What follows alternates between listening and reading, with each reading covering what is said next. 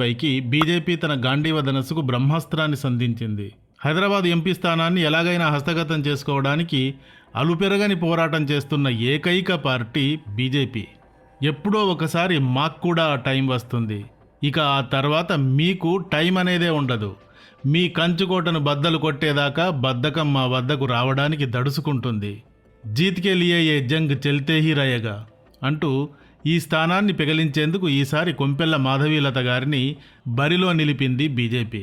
మరి ఈ మాధవీలత గారు ఎవరు? ఈమెను బీజేపీ బరిలో ఎందుకు నిలిపింది? ఈ హైదరాబాద్ నియోజకవర్గం గురించిన విషయాలు ఏమిటి? ఈ హైదరాబాద్ నియోజకవర్గంలో అసదుద్దీన్ కుటుంబం కంటిన్యూగా ఎలా విజయ పరంపరను కొనసాగించగలుగుతున్నారు అనే విషయాలకు సంబంధించిన వివరాలని ఈ వీడియోలో చూద్దాం. మాధవీలత గారికి మెయిన్ అపోనెంట్ అసదుద్దీన్ ఓవైసీ. అసదుద్దీన్ ఓవైసీ అనగానే అతడేదో 1000 చేతుల కార్తవీర్యార్జునుడు అనో 10 తలల రావణుడు అనో భయపడాల్సిన రూపం గలవాడేం కాదు. అందరిలాంటి వాడే. అతడి కండబలాన్ని చూసి భయపడాల్సిందేమీ లేదు. మన బలహీనతే మన భయానికి కారణం. అదెలాగంటారా? అసదుద్దీన్ ముస్లిం కమ్యూనిటీకి చెందినవాడు. ఇతని కమ్యూనిటీకి చెందిన ఓటర్స్ ఈ నియోజకవర్గంలో మెజారిటీగా ఉన్నారు. వీరు ఎట్టి పరిస్థితుల్లో ఇతరులకు ఓటు వేయరు. తమ కమ్యూనిటీకి చెందినవాడన్న ఒకే ఒక్క కారణంగా ఇతనికి మాత్రమే ఓటును గుద్దేస్తారు. ఫ్రెండ్స్, ఒకసారి ఈ నియోజకవర్గం ఓటర్ మహాశయుల వివరాలను చూడండి. ఈ హైదరాబాద్ నియోజకవర్గంలో నియర్లీ 2 మిలియన్ 1.9 మిలియన్ ఓటర్స్ ఉంటారు. హైదరాబాద్ పాపులేషన్ విషయానికి వస్తే ఇక్కడ మెజారిటీ పాపులేషన్ హిందువులదే. 64.93%గా హిందూ మెజారిటీ ఇక్కడ ఉంటుంది. తర్వాత రెండవ అతిపెద్ద కమ్యూనిటీగా ముస్లింలు 30.13%గా ఉంటారు. వీరి తర్వాత 2.75% క్రిస్టియన్స్, 0.29% జైన్స్, 0.25% సిక్కులు, 0.04% బుద్ధిస్టులు, 0.04% అదర్సు, 1.56% నాన్ రిలీజియన్స్ ఉంటారు. పాత బస్తీలో ఏదో ముస్లింలదే మెజారిటీ అనుకోవద్దు అని ఈ గణాంకాలు చెప్తున్నాయి.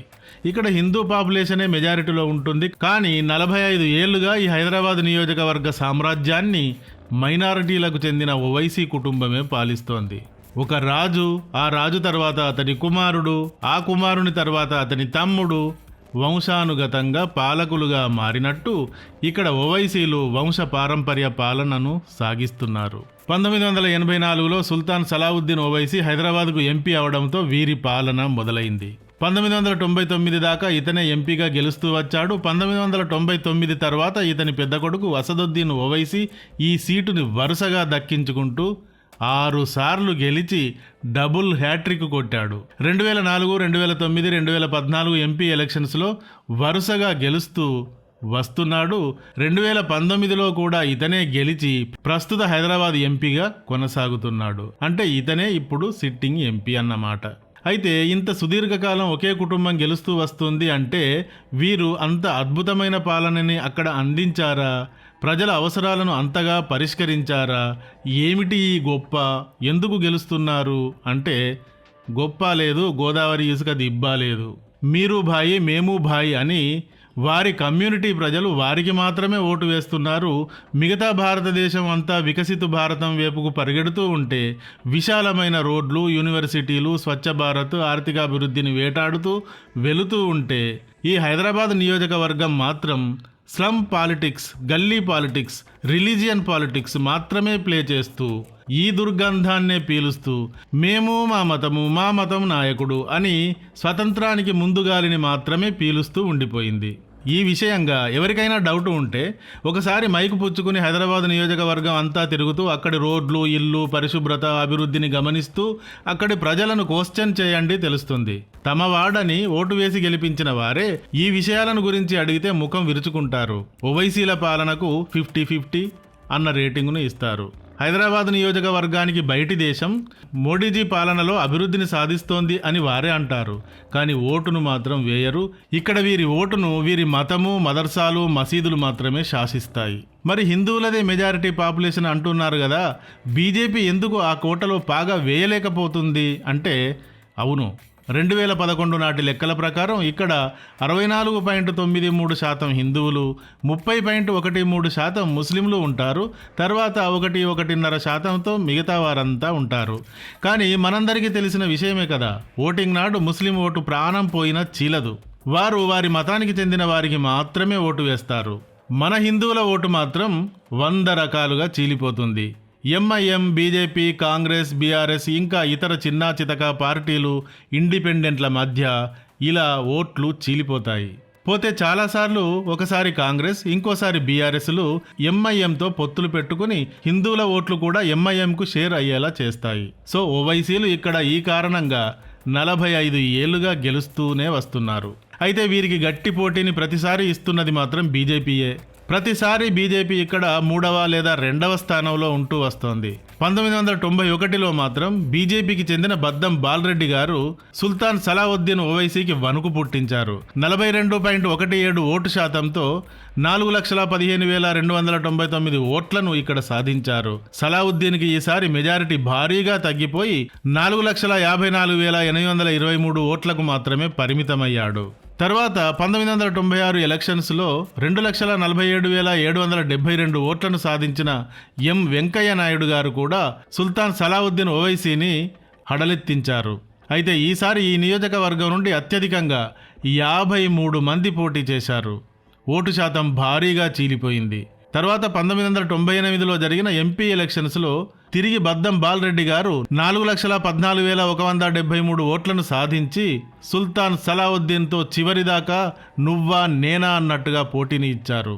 తర్వాత 1999లో కూడా ఇలాగే పోటీని ఇచ్చారు బాలరెడ్డి గారు. 2004లో జి సుభాష్ చందర్జీ గారు కూడా అసదుద్దీన్ ఓవైసీని టార్గెట్ చేస్తూ సెకండ్ ప్లేస్ని సాధించారు. 2014లో డాక్టర్ భగవంతరావు గారు 3,11,414 ఓట్లతో అసదుద్దీన్ని వేటాడుతూ 2వ స్థానంలో నిలిచారు. 2019లో కూడా డాక్టర్ భగవంతరావు గారు ఇలాగే వేటను కొనసాగిస్తూ 2వ స్థానంలోనే నిలిచారు. ఇలా హైదరాబాద్ నియోజకవర్గంపై బీజేపీ దండయాత్ర కొనసాగిస్తూనే ఉంది. కానీ గెలుపుకు ఒక మెట్టు దూరంలోనే ఆగిపోతోంది. ఇందుకు కారణం అసదుద్దీన్కి చెందిన కమ్యూనల్ ఓట్లు చీలకపోవటం, హిందూ ఓట్లు చీలటం. ఈసారి అంటే 2024 లోక్సభ ఎలక్షన్స్కి హైదరాబాద్ నియోజకవర్గాన్ని వేటాడే బాధ్యతని కొంపెల్ల మాధవీలత గారికి ఇచ్చింది బీజేపీ. ఎందరో సీనియర్లు పార్టీలో ఉండగా అసలు ఏ పార్టీ నేపథ్యం లేని మాధవీలత గారికి ఎందుకు ఈ సీట్ ఇచ్చారు అంటే, గత 18 ఏళ్లుగా నాకు సంఘ్ పరివార్తో అనుబంధం ఉంది అంటున్నారు ఆవిడ.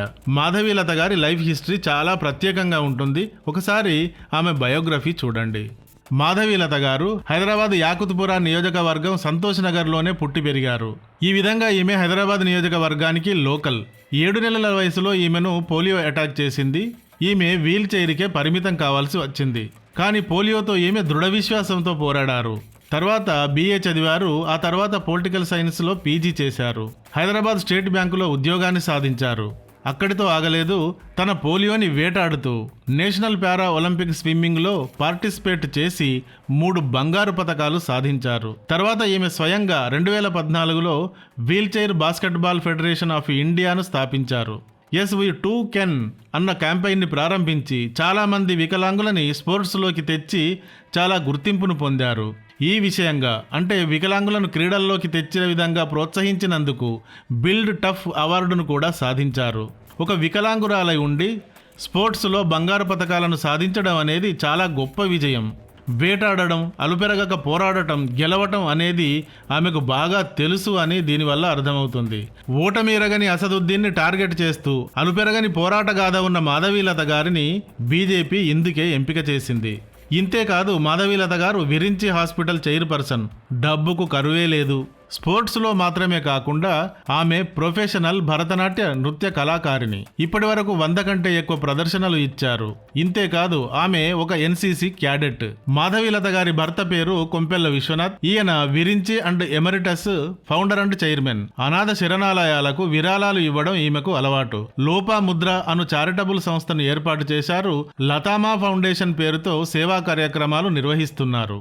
ఈమె టీవీ ఛానల్స్ లో సాంప్రదాయం, పద్ధతులు, పిల్లలను ఎలా పెంచాలి అనే విషయంగా అనేక ఇంటర్వ్యూలు ఇచ్చారు.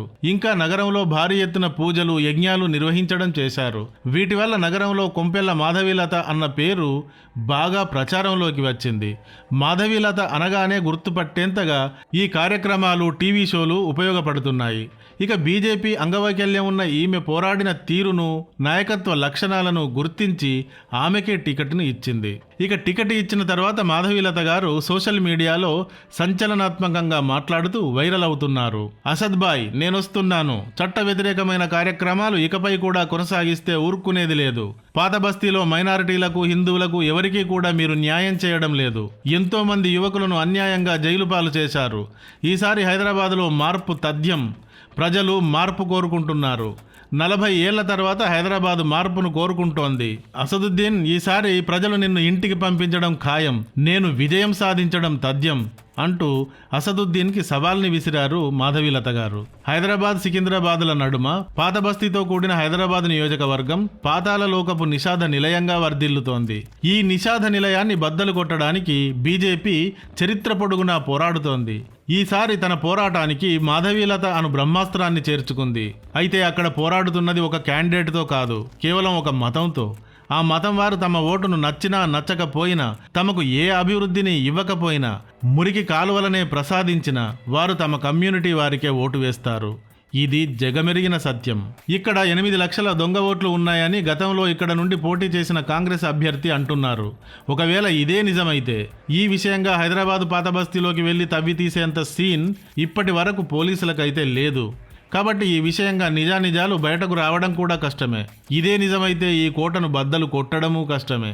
కనీసం ఈసారైనా హిందూ ఇంకా ఇతర మైనారిటీ ఓట్లు చీలిపోకుండా మాధవీలత గారికి తమ ఓటును వేస్తే 45 ఏళ్ల పాత బస్తీ కోట బద్దలవుతుంది. నిషాద సామ్రాజ్యం చీకటి తెరలు చినిగిపోతాయి.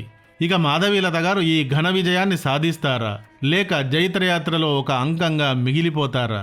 ఇది వేచి చూడాల్సిందే. ఈ వీడియో కానీ నచ్చితే ఒక్క లైక్ ఇవ్వండి. ఇంతవరకు మా ఛానల్కి సబ్స్క్రైబ్ చేసుకున్నట్టయితే వెంటనే సబ్స్క్రైబ్ చేసుకోండి. Thank you for watching.